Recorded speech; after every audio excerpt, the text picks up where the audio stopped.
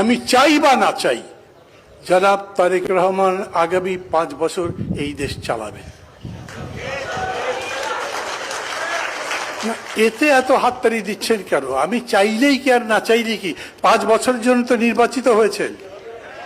আমি মনে করি মোটামুটি 5 বছর যদি ভালোভাবে উনি চালাতে পারেন, তাহলে পরের 5 বছরেও তার প্রতিদ্বন্দ্বী নাই।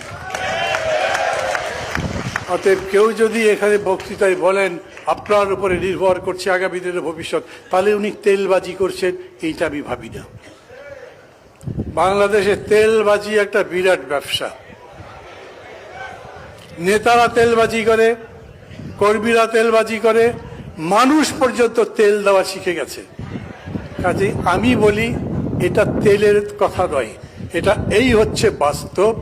ধরেন তারেক রহমানকে আমি অত বড় জ্ঞানী মানুষ মনে করি না, তাতেও কিছু আসে যায় না, কারণ জ্ঞানের জন্য তো আপনারা আছেন। জ্ঞানের জন্য